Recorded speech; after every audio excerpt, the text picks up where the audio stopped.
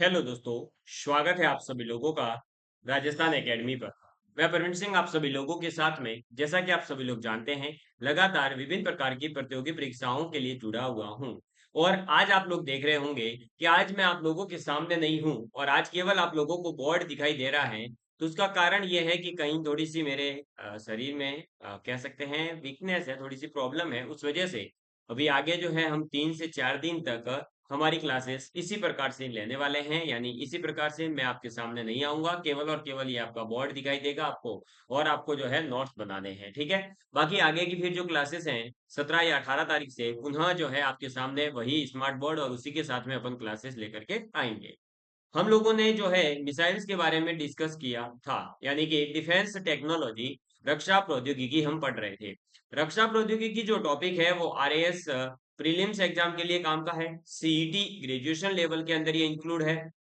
CET 12th level के अंदर जो है ये थोड़ा सा कम काम आएगा, ठीक है। बाकी स्पेस टेक्नोलॉजी में इससे रिलेटेड कोई छोटा मोटा क्वेश्चन पूछ सकते हैं। इसके अलावा आप जो है पटवारी, ग्राम सेवक या आगे कोई भी एग्जाम की तैयारी कर रहे हैं तो वहां पर डेफिनेटली ये जो है टॉपिक आपके काम का है। तो आप सभी लोग जो है नोट्स बनाना शुरू करेंगे। हमने लास्ट क्लास के अंदर निर्भय जो आपकी मिसाइल है उसके बारे में बात करी थी। निर्भय मिसाइल को अगर हम देखें तो डीआरडीओ के द्वारा, ठीक है, थोड़ा सा हम रिवीजन कर लेते हैं। जो निर्भय मिसाइल थी, है ना, इसके बारे में मैं लिखने का भी प्रयास करूंगा ज्यादातर। तो देखिए, जो निर्भय मिसाइल थी, उस निर्भय मिसाइल को डीआरडीओ के द्वारा, किसके द्वारा, डीआरडीओ के द्वारा जो है स्वदेशी तकनीक से विकसित की गई देश की पहली सब सोनिक क्रूज मिसाइल थी। तो निर्भय मिसाइल कैसी थी? सब सोनिक मिसाइल है और ये क्रूज मिसाइल है।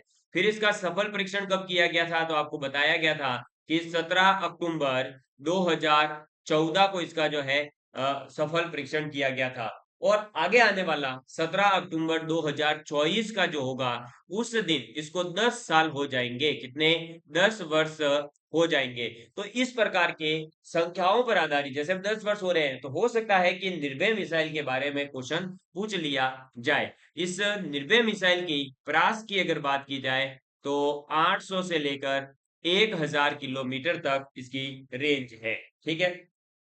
और ये मिसाइल जो है आपके कैसी है?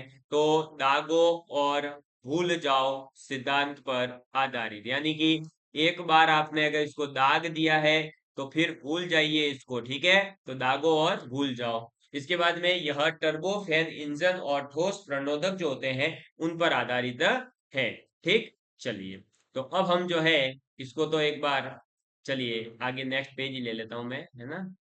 ओके, देखिएगा। तो अब आप लोग अपनी कॉपी में नोट डाउन करेंगे बराक 8 मिसाइल के बारे में। कौन सी मिसाइल है? तो नेक्स्ट मिसाइल आ जाती है बराक 8, ठीक है।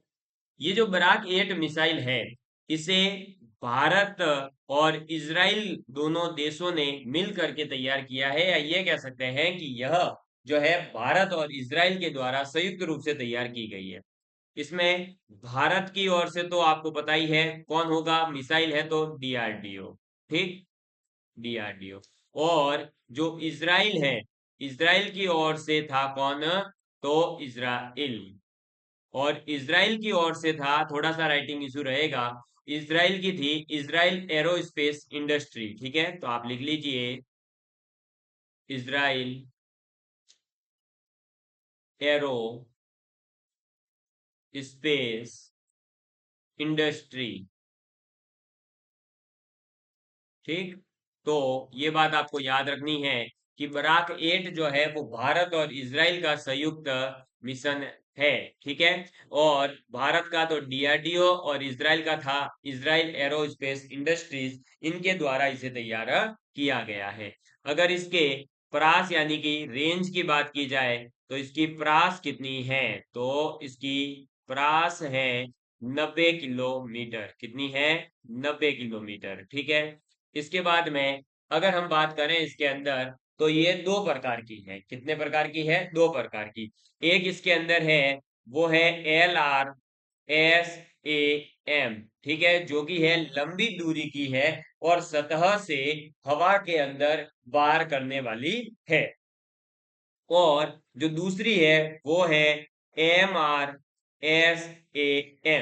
मध्यम दूरी की सतह से हवा। ठीक है, तो बेसिकली दोनों की दोनों जो है ये है तो कैसी, तो सतह से हवा में वार करने वाली। लेकिन अगर मैं बात करूं इसकी, तो ये है आपके मध्यम दूरी की। ठीक, और वहीं पर अगर मैं बात करूं LR की, तो इसका मतलब हो गया लॉन्ग रेंज, लंबी दूरी। क्लियर? तो ये बात हमें याद रखनी है बराक 8 के बारे में कि भारत और इजराइल का ये संयुक्त मिशन है, DRDO और इजराइल एरोस्पेस इंडस्ट्रीज। परास है 90 किलोमीटर, LRSAM यानी कि लंबी दूरी की सतह से हवा में वार करने वाली, और इसी का एक वर्जन है मध्यम दूरी की सतह से हवा में वार करने वाली। ठीक है, सबसे आगे से जब भी कोई इशू होगा तो मैं आपको इसी प्रकार से पढ़ा दिया करूंगा, ताकि अभी अपने आगे क्लासेस जो है अब रोकने का कहीं पर भी कोई प्रॉब्लम नहीं आए। मतलब जैसे अपनी बीच बीच में जो समस्याओं के कारण मैं क्लासेस रोक देता हूँ, अब वो क्लासेस नहीं रुकेगी, अब आपका कंटिन्यू कार्य रहेगा।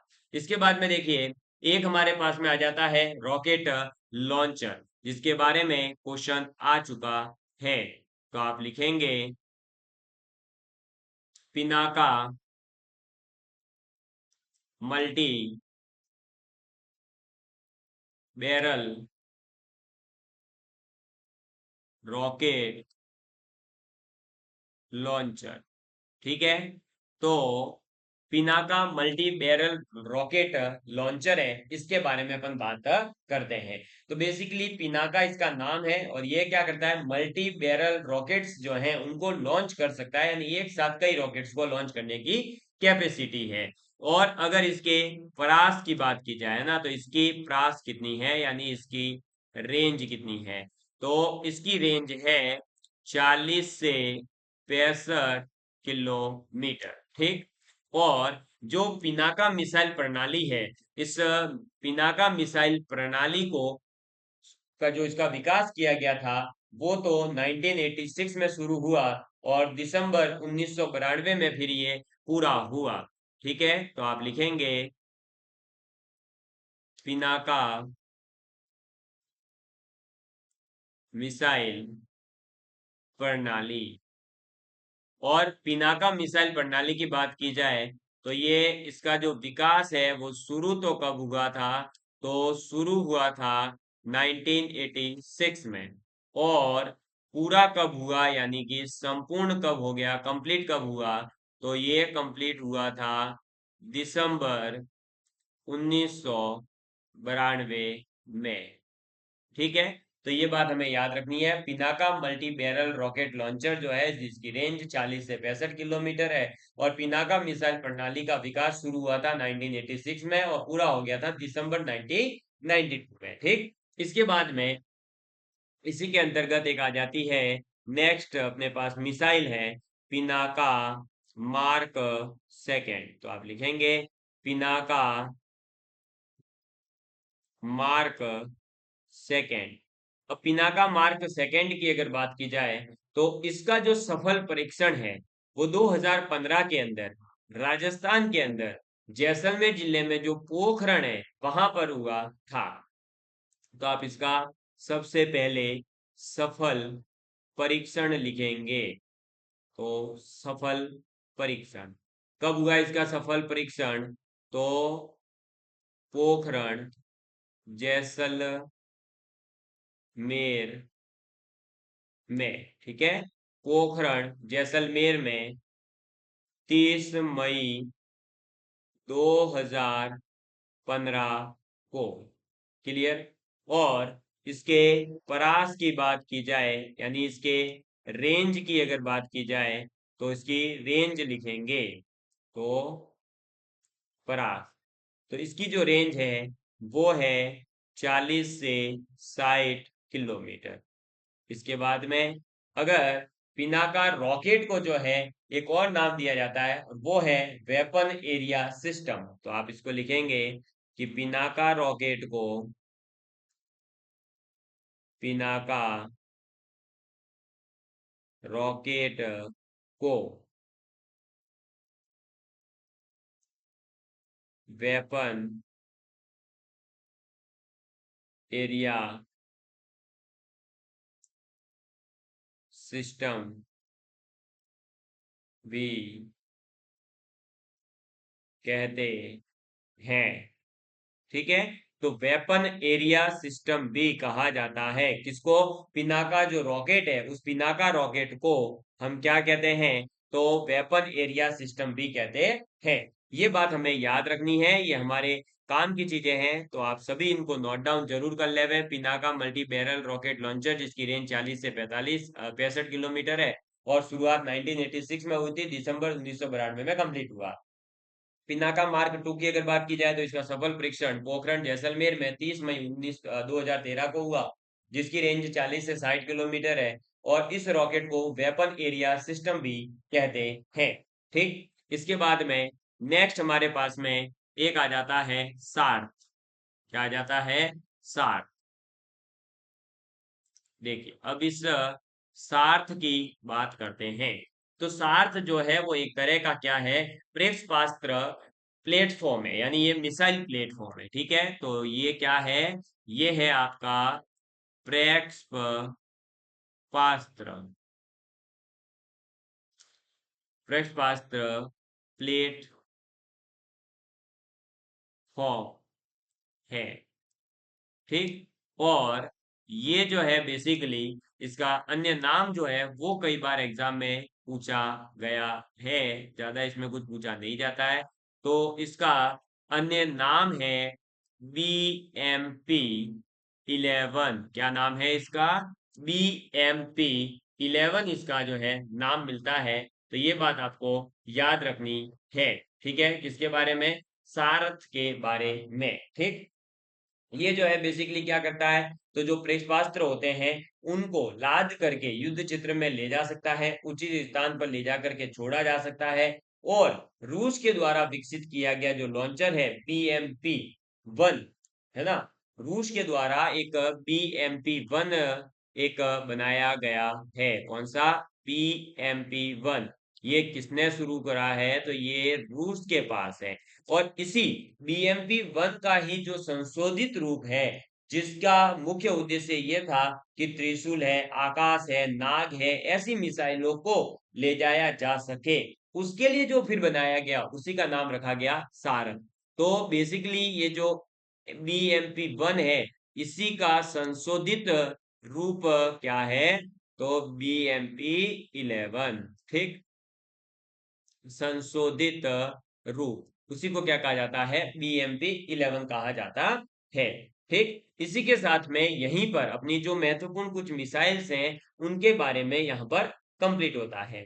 इसके अलावा अब जो है हम भारत का जो बैलिस्टिक मिसाइल डिफेंस कार्यक्रम है BMD, उसके बारे में थोड़ी सी बात करते हैं, क्योंकि कई बार क्वेश्चंस पूछे गए हैं। और वैसे भी RAS प्रीलिम्स एग्जाम के अंदर अगर आप देखोगे तो जो आपके डिफेंस टेक्नोलॉजी हो, चाहे स्पेस टेक्नोलॉजी हो या कोई भी न्यू टेक्नोलॉजी है, उसके अंदर टेक्नोलॉजी में क्वेश्चन करंट अफेयर्स पर बेस्ड तो कम पूछे हैं, ज्यादातर उनकी हिस्ट्री पर आधारित क्वेश्चन पूछे हैं, यानी बैकएंड की चीजें ज्यादा पूछी जा रही है। तो हम भी जो है उसी प्रकार से तैयार रहते हैं। ठीक है, चलिए, तो अब जो है आप लिखेंगे भारतीय बैलिस्टिक मिसाइल डिफेंस कार्यक्रम।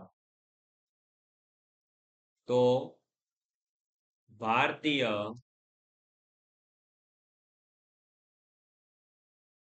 बैलिस्टिक मिसाइल मिसाइल डिफेंस कार्यक्रम, ठीक है, जिसे हम क्या कहते हैं? तो BMD कहते हैं। ठीक, तो भारतीय बैलिस्टिक मिसाइल डिफेंस कार्यक्रम जो है, Indian ballistic missile defence programme जो है, उसके बारे में अपन बात करेंगे। ये बेसिकली एक डबल लेवल का द्विस्तरीय रक्षा कवच कार्यक्रम है। ठीक है, तो ये क्या है? सबसे पहले तो ये पता होना चाहिए। तो ये जो है आपका द्विस्तरीय, यानी टू लेवल। ठीक है, तो द्विस्तरीय रक्षा कवच कार्यक्रम। तो हमें ये एक तो ये याद रखना है कि ये द्विस्तरीय रक्षा कवच कार्यक्रम है। और इसे जो है बेसिकली कारगिल का जो युद्ध हुआ था उस युद्ध के बाद में 1999 से यानी 1999 से इसे प्रारंभ किया गया। तो इसे प्रारंभ कब किया गया? तो इसे प्रारंभ किया गया था 1999 में। ठीक है। और यह एक बुनियादी तौर पर एक कवच कार्यक्रम है और इसके तहत हम क्या कर सकते हैं या इससे क्या फायदा है? तो हजारों किलोमीटर से दागी गई मिसाइल जो है उसको नष्ट करने वाले जो इंटरसेप्टर होते हैं वो विकसित किए गए हैं। किसके तहत? तो इस भारतीय बैलिस्टिक मिसाइल डिफेंस कार्यक्रम के तहत हमने क्या किया है? हजारों किलोमीटर से जो दागी गई आपकी मिसाइल्स है उन मिसाइलों को नष्ट करने के लिए जो इंटरसेप्टर होते हैं उन इंटरसेप्टर को विकसित किया गया है। और इसके अंदर दो इंटरसेप्टर मिसाइलें हैं। ठीक है। एक है हमारे पास में कौन सा? तो पृथ्वी एयर डिफेंस और एक है एडवांस एयर डिफेंस। तो इसके तहत जो दो इंटरसेप्टर बनाए गए वो देखिए कौन कौन से हैं। तो दो इंटरसेप्टर। अब दो इंटरसेप्टर कौन कौन से हैं? तो इसमें एक आ जाता है आपके पास में पृथ्वी एयर डिफेंस। पृथ्वी एयर डिफेंस। ठीक है। और पृथ्वी एयर डिफेंस मतलब PAD पेड़। ठीक है। जैसे आई पेड़ होता है वैसे ही पृथ्वी एयर डिफेंस है। फिर एक हमारे पास में है एडवांस। क्या? Advance air defence. ठीक है। अब देखिए तो इसको क्या कहेंगे? एडवांस एयर डिफेंस है तो AAD। तो पेड़ और आर्ट। तो पेड़ आर्ट, पेड़ आर्ट ऐसे याद रख लो। ठीक है।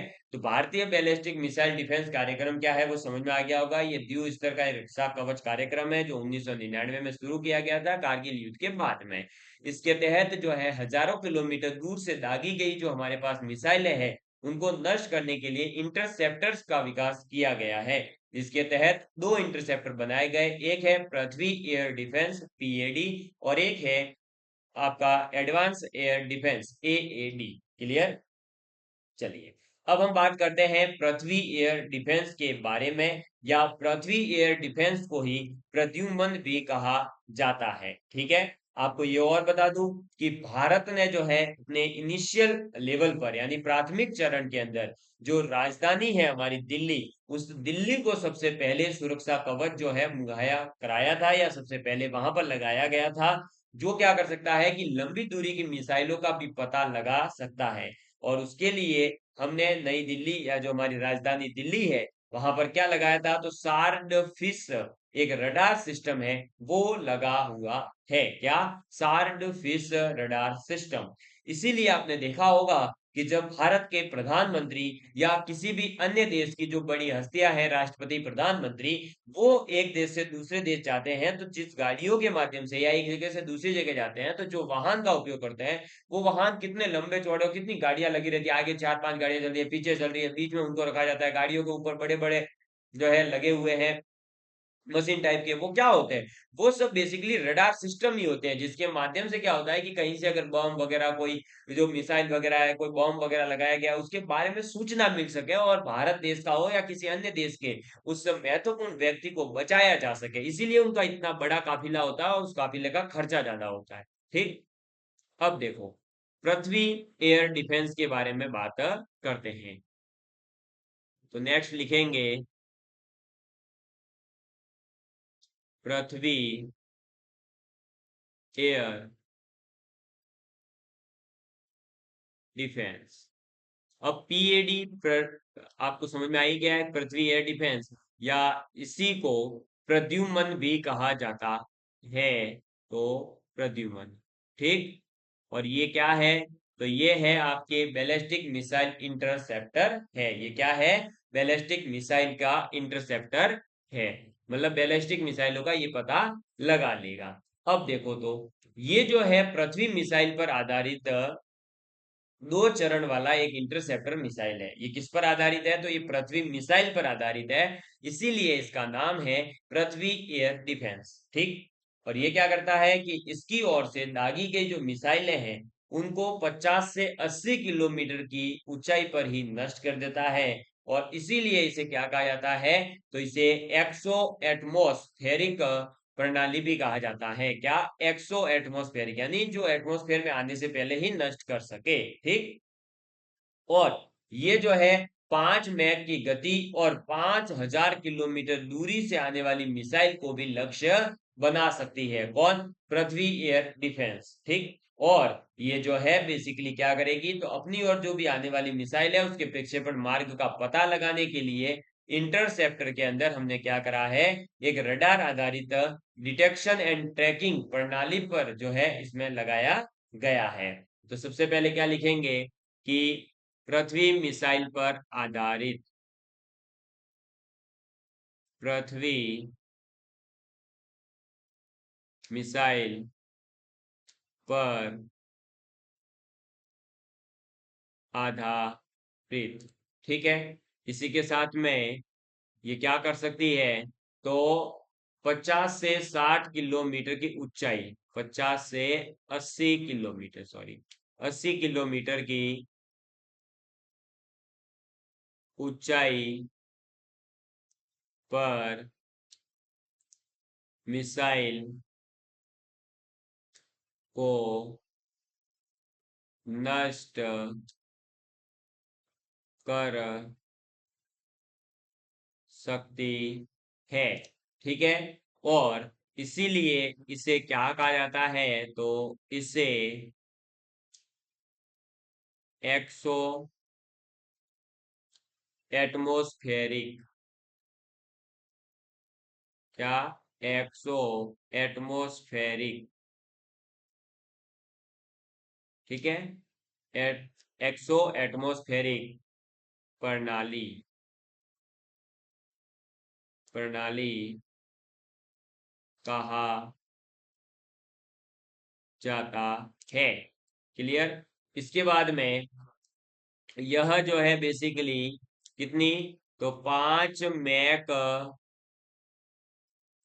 की गति और 5000 किलोमीटर दूरी से